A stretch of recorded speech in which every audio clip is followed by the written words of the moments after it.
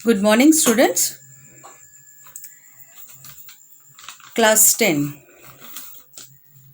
कल की कक्षा में हम लोग मानवीय करुणा की दिव्य चमक पाठ पढ़ रहे थे, है ना।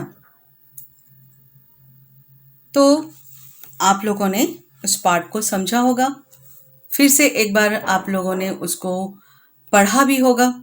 मुझे उम्मीद है कि आप लोग उससे पढ़े होंगे और आपको कुछ समझ में भी आया होगा, पता भी चला होगा कि संस्मरण किसे कहते हैं और फादर कामिल बुल्के कौन है ना। तो हम लोग एक बार फिर से हल्का सा रिवाइज करते हुए हम लोग आगे का पाठ आज हम लोग पढ़ेंगे, ठीक है स्टूडेंट्स। तो फादर कामिल बुल्के एक विदेशी थे, यूरोप के रहने वाले थे और यूरोप में वे इंजीनियरिंग की पढ़ाई कर रहे थे और उसके बाद वे अपने धर्म मतलब ईसाई धर्म का प्रचार प्रसार करने के लिए जो है वो भारत आते हैं। इंजीनियरिंग की पढ़ाई जो उनके अंतिम वर्ष में थी वो उसे छोड़ देते हैं, उनका मन जो है उचट जाता है और वो सन्यासी बन जाते हैं, पादरी बन जाते हैं और अपना कार्यक्षेत्र वो भारत को चुनते हैं। क्यों? क्योंकि उनके मन में उन्होंने बहुत कुछ भारत के बारे में सुना था और उनके मन में भारत को देखने की इच्छा थी, भारत में आने की इच्छा थी और इसीलिए जब उनसे ये पूछा गया कि वो अपने धर्म का प्रचार करने के लिए कहाँ पर जाएंगे तो उन्होंने अपनी इच्छा भारत जाने की रखी। हिंदी में फादर कामिल बुल्के को इसीलिए जो है याद किया जाता है कि वो एक विदेशी होते हुए भी जो है भारतीय संस्कृति और हिंदी से उन्हें एक विशेष लगाव था। हिंदी के लिए उन्होंने बहुत कुछ किया। यहाँ पर आकर, भारत में आकर उन्होंने बीए की शिक्षा प्राप्त की, बीए में जो है शिक्षा प्राप्त की, एमए जो है उन्होंने हिंदी से किया और हिंदी में उन्होंने एक शब्दकोश, हिंदी और अंग्रेजी शब्दकोश की रचना भी की, है ना।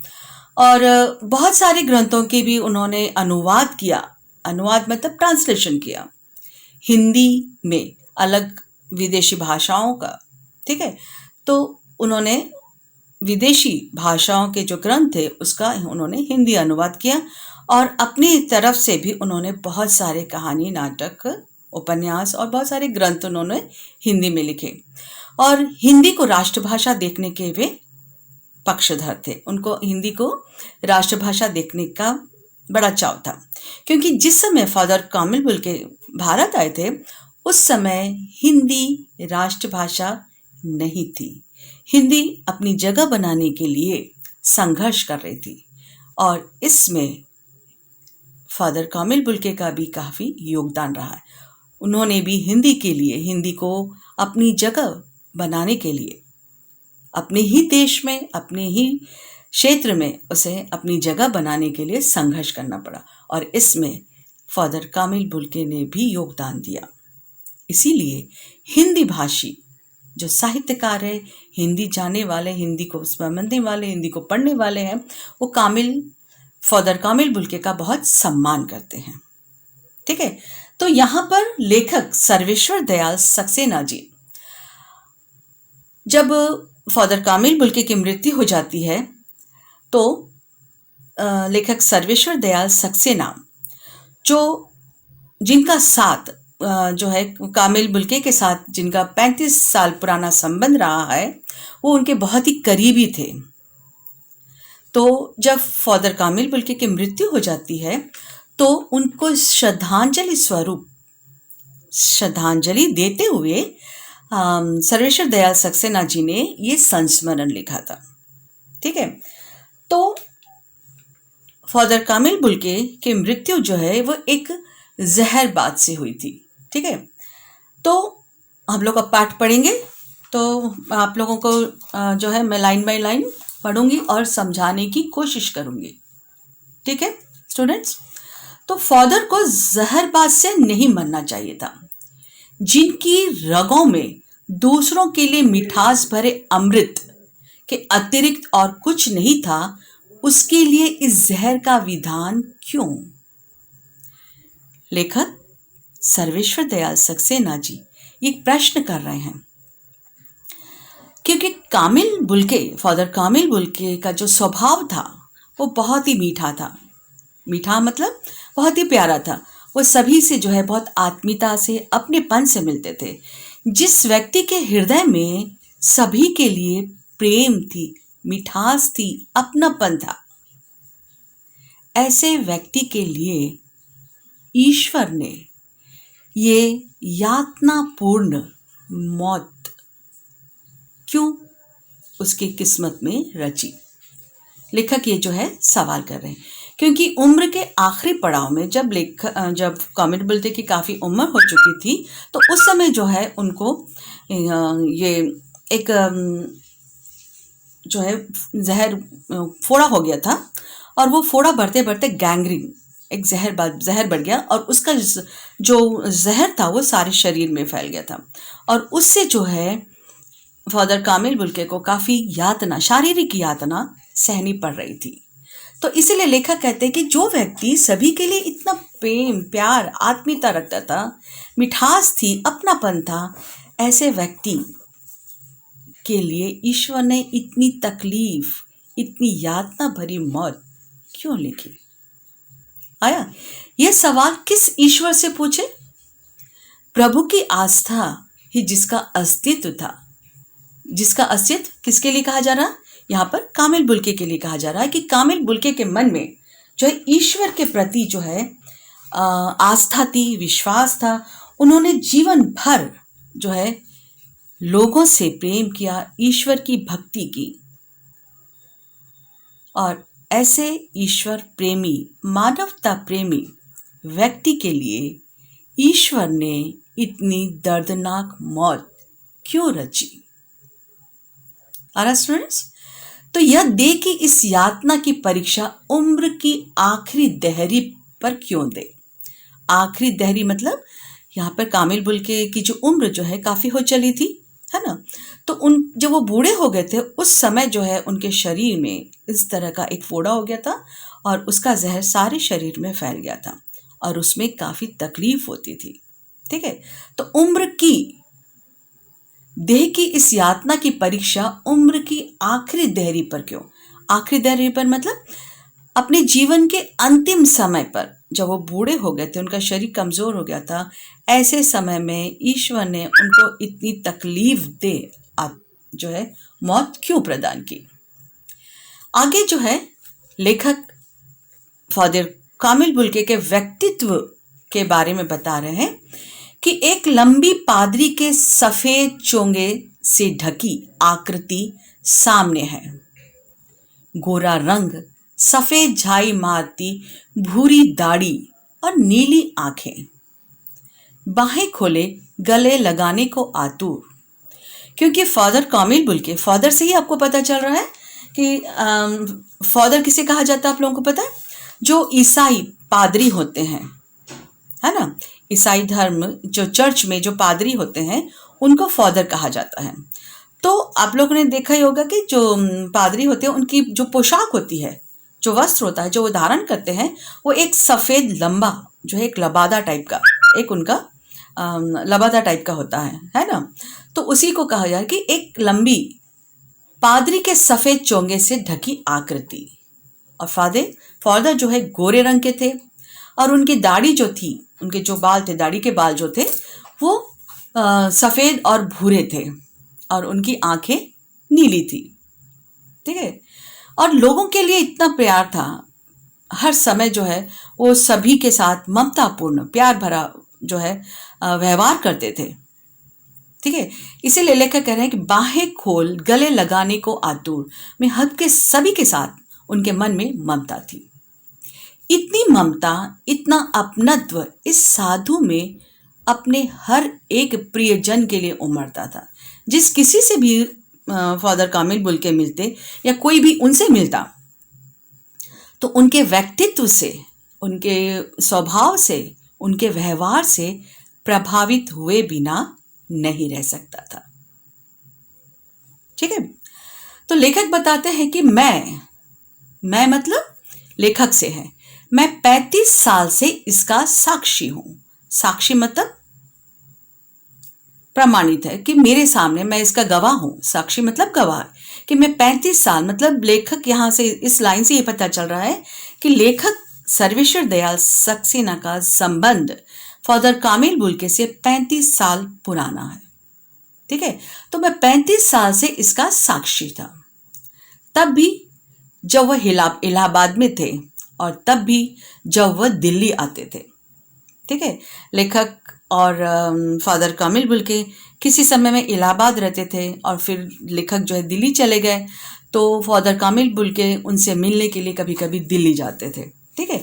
तो चाहे वो दूर ही क्यों ना हो, फिर भी जो है उनसे जो रिश्ता था वो उसी तरह का था, है ना। कल मैंने बताया था कि होता है ना कि नज़र से दूर तो दिल से दूर, लेकिन कामिल बुल्के चाहे कितने भी वर्षों बाद मिलते तो अपने प्रियजनों की, अपने मित्रों की, अपने संबंधियों की, जो भी उनके साथ रिश्ता बनाते थे उसको वो ज़रूर याद रखते थे और उनके साथ वही आत्मीयता, कई कितने वर्षों बाद भी क्यों ना मिले, लेकिन उनमें वही प्यार, वही आत्मीयता बनी रहती थी, कोई उसमें दूरी नहीं आती थी। तो आज उन बाहों का दबाव मैं अपनी छाती पर महसूस करता हूँ। ठीक है। लेखक उनके मृत्यु के उपरांत फादर कामिल बुल्के को याद कर रहे हैं और उनके प्यार को, उनके अपनेपन को याद कर रहे हैं कि मैं जब उनसे गले मिलता था तो जो अपनापन का भाव फादर कामिल बुल्के की तरफ से आता था, तो वो अभी भी, मैं आज भी उनके अपनेपन को याद कर रहा हूँ। आया समझ में स्टूडेंट्स? ठीक है। तो अगली जो पैराग्राफ है वो हम लोग पढ़ रहे हैं। अगला जो है,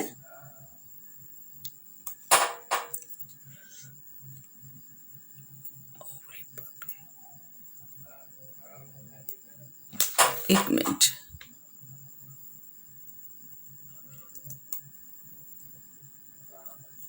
मिनट, स्टूडेंट्स, ये मेरा,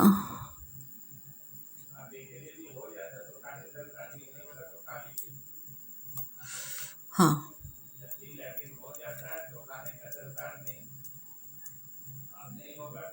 एक मिनट, ठीक है। तो लेखक जो है आगे बताते हैं कि फादर को याद करना एक उदास शांत संगीत को सुनने जैसा है ना। तो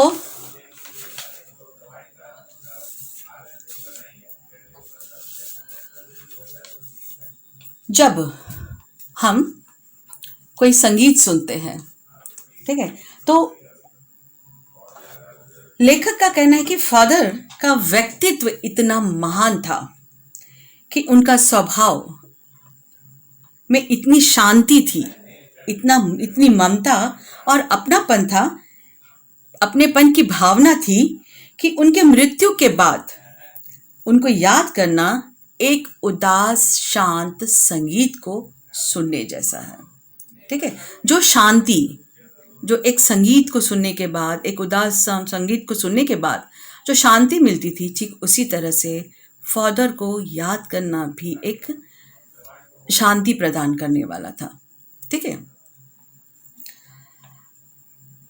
लेखक फादर कामिल बुल्के को याद करते हुए कहते हैं कि फादर को याद करना एक शांत, उदास शांत संगीत को सुनने जैसा लगता था। जैसा शांत संगीत दिल को छू लेने वाला होता है, वैसे ही फादर को याद करना उनकी ममता, उनके अपनापन, प्रेम, वात्सल्य और शांत निश्चल व्यक्तित्व को भुलाया नहीं जा सकता। ठीक है। लेखक कहते हैं कि जब फादर कामिल बुल्के से मिलते थे तो वो अपने कर्म के संकल्प से भर जाते थे। मतलब उनको याद करने से एक शांति, एक प्रेम, प्यार, अपनापन और निश्चलता जो उनके स्वभाव में थी, फादर कामिल बुल्के के स्वभाव में थी, उससे मिलने के बाद जो भी व्यक्ति उनसे मिलता, उसका हृदय जो है वो अभिभूत हो जाता था। और जब फादर कामिल बुल्के से मिलते थे तो वो उनकी बातें होती थी, उससे जो है व्यक्ति में एक प्रेरणा आती थी, उनको एक प्रेरणा देने वाला होता था। ठीक है। और व्यक्ति जो है अपने कर्म के संकल्प से भर जाता था। वो अपने कार्य के प्रति और लगाव दिखाता था, अपने कार्य के प्रति और समर्पित हो जाता था। उनका स्वभाव, उनसे बात करना, उनकी जो प्रेरणादायक जो बातें होती थी, उससे व्यक्ति में जो है आगे बढ़ने, अपने कार्य को पूर्ण करने, अपने कार्य को करने के संकल्प से जो है वो उन्हें भर देती थी। ठीक है। तो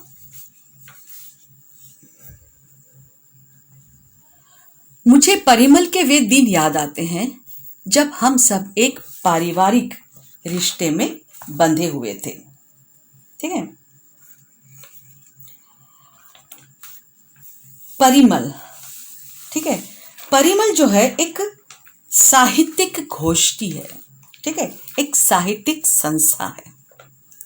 इसे नोट करके ध्यान से रखिएगा, इसे ध्यान से सुनिएगा। ठीक है, कि लेखक जो है, लेखक और लेखक की जो मित्र मंडली है, इसमें उस समय के हिंदी साहित्य के बहुत सारे उस समय के उभरते हुए जो है साहित्यकारों की एक गोष्ठी थी, एक क्लब जैसा, जिसको गोष्ठी भी बोला जाए, एक क्लब था, एक समुदाय था। ठीक है। और उन्होंने अपने इस गोष्ठी का नाम जो है उन्होंने परिमल रखा था। परिमल शब्द जो है वो सूर्यकांत त्रिपाठी निराला जी की एक काव्य संकलन है, कविताओं का एक संकलन है परिमल से। परिमल नाम से उनकी एक पुस्तक है जिसमें सूर्यकांत त्रिपाठी निराला जी की कविताओं का संग्रह है। इसी नाम को प्रेरणा बनाते हुए, इसी नाम को, परिमल नाम को लेते हुए, ये युवा, उस समय के युवा का साहित्यकार, जिस समय ये परिमल संस्था बनी थी, उस समय जो भी साहित्यकार थे वो सब युवा थे, यंग थे। ठीक है। उन्होंने अपनी एक संस्था बनाई थी जिसमें बहुत सारे उस समय के साहित्यकार थे जो एक जगह इकट्ठे होते थे और अपनी अपनी रचनाओं, कविता, कहानियां, उपन्यास, नाटक, निबंध पर एक दूसरे के विचार सुनते थे, समझते थे, और मतलब बोला जाएगा इसको आलोचना करते, इसे समालोचना करते थे। जो भी नई कहानी होती या जो भी कहीं नई कविता होती, तो इस जो है संस्था में जब गोष्ठी मतलब एक मीटिंग जिसको बोला जाएगा, एक सब लोग इकट्ठे होते, साहित्यकार लोग, और अपनी अपनी रचनाओं को, अपनी अपनी नई कविताओं को पढ़ते थे और दूसरे साहित्यकार लोग उस पर अपनी टिप्पणी देते थे। मतलब उसके बारे में, कविता कैसी है, अच्छी है, या इसमें क्या बदलाव होना चाहिए, या तो फिर कोई अच्छी लाइन होती तो उसकी प्रशंसा की जाती थी, है ना। इसको समालोचना कहते हैं। तो यहाँ पर सब कोई एक साथ मिलते थे, अलग अलग, मतलब बहुत सारे साहित्यकार लोग मिलते थे, और इस संस्था में बहुत सारे प्रसिद्ध साहित्यकार थे। ठीक है। और ये लोग आपस में अपनी रचनाओं को सुनते थे। तो फादर कामिल बुल्के भी कविताओं, कहानियों, उपन्यासों और नाटकों की रचना करते थे। ठीक है। उनका भी हिंदी साहित्य में बहुत बड़ा योगदान है। वो विदेशी थे, विदेशी भाषा वाले थे, लेकिन फिर भी जो है उनको हिंदी से प्रेम था और वो हिंदी में लिखते थे। ठीक है। तो इस तरह से जो है वो सभी कोई, लेखक कहते हैं कि जब हम लोग सब इकट्ठे होते थे तो किस तरह से होते थे, जब एक साथ एकत्र होते थे तो लेखक को जो है वो एक आपस में एक उन लोगों का पारिवारिक मित्र, बंधु, सखा, ठीक है, इस तरह से एक अपनापन था, एक परिवार की तरह जो है ये लोग थे। तो लेखक कहते हैं कि मुझे परिमल के वे दिन याद आते हैं जब हम सब एक साथ पारिवारिक रिश्ते में बंधे जैसे थे, जिसके बड़े फादर कामिल बुल्के थे। मतलब उम्र में सबसे बड़े कौन थे? फादर कामिल बुल्के थे। हमारे हंसी मजाक में वह निर्लिप्त शामिल रहते थे।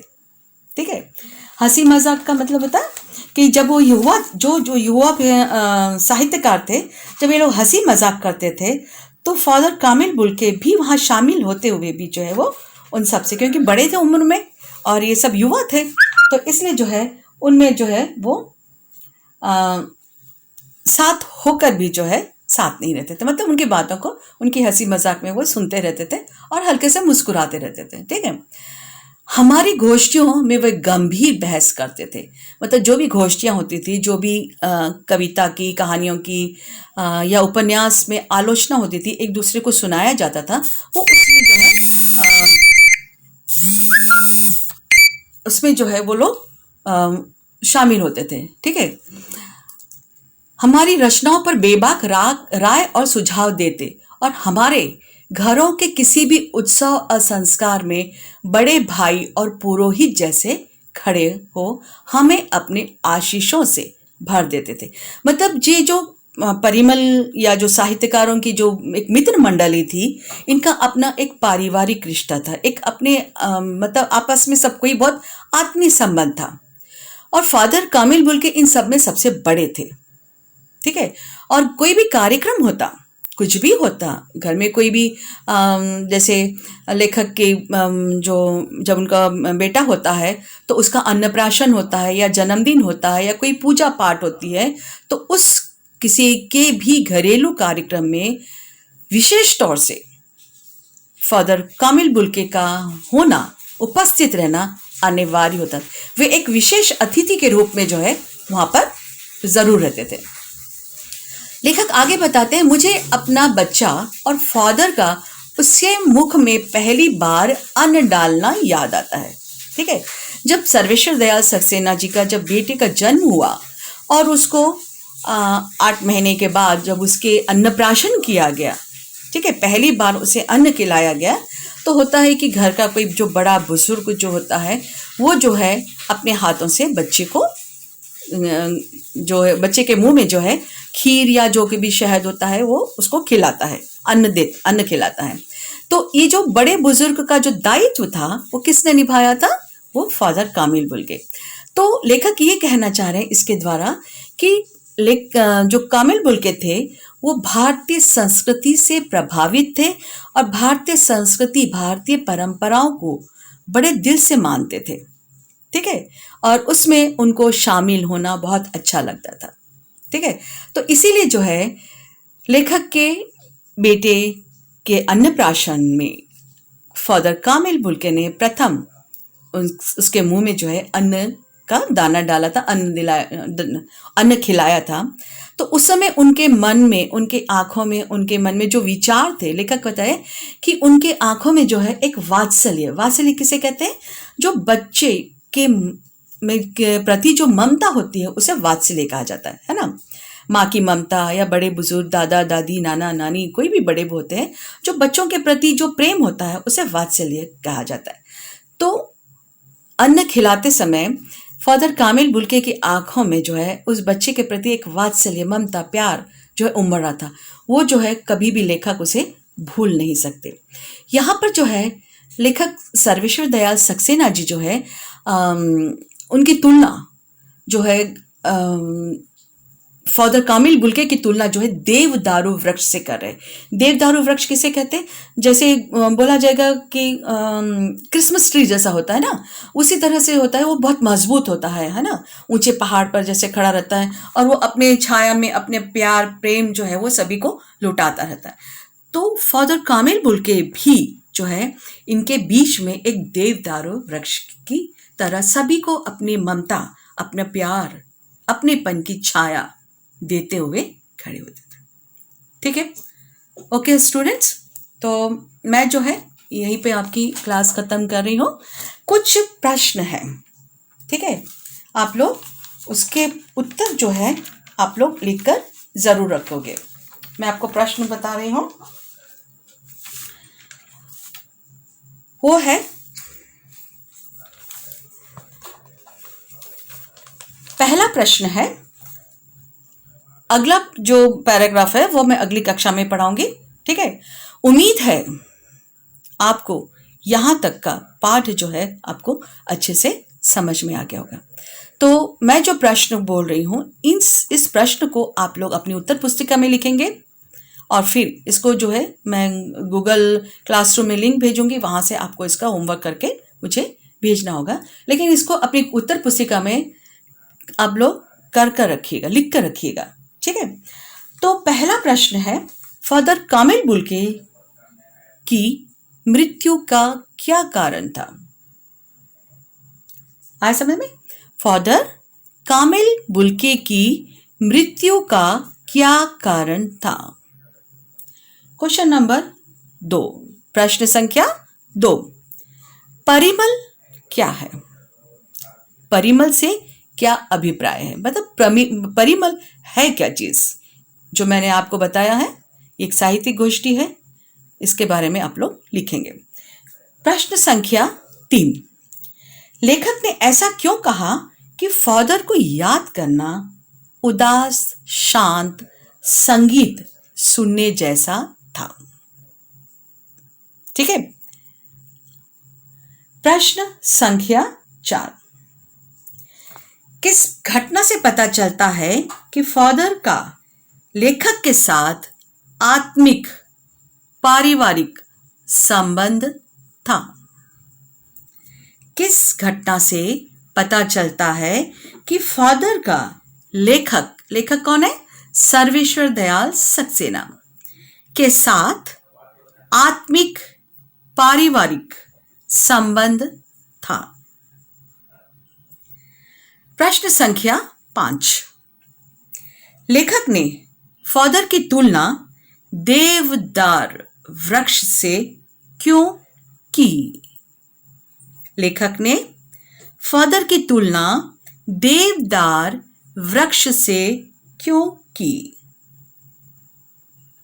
ठीक है, ओके स्टूडेंट्स, मैं आप लोगों को 5 प्रश्न दी हूं। ठीक है, इस 5 प्रश्न और कल मैं आप लोगों को 10 प्रश्न दी थी। ठीक है, और 5 और 10 15 प्रश्न। ठीक है, आप इसे अपनी उत्तर पुस्तिका में लिख कर रखोगे और जब मैं बोलूंगी तो आप उसे मुझे भेज दोगे। ओके स्टूडेंट्स, तो मैं आज की क्लास यहीं पर खत्म करती हूँ। Okay, thank you students.